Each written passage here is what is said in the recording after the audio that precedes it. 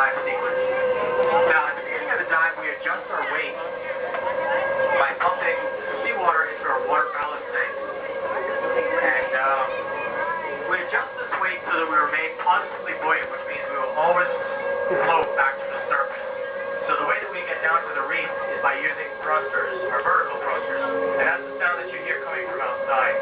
Now these thrusters will be adjusted throughout the dive to get us as close to the coral as possible. So if you're wondering what that sound is, it's these thrusters.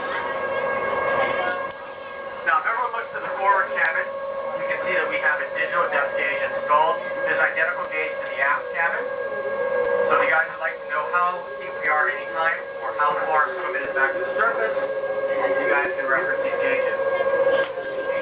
Now also, next to each viewport, you can see some index cards that have a lot of fish on them.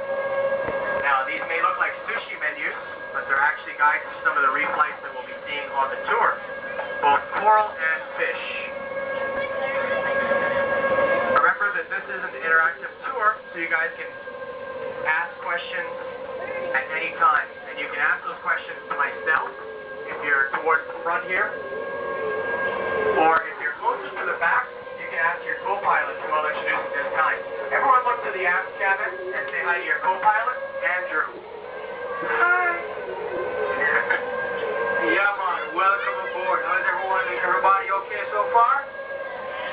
Yeah, man. Just do me a favor now. Look on your seat, on your right, and see if you find your seatbelt. If you find it, put it around your waist, get it tightly on your seat to your right. If there's no seatbelt, guys,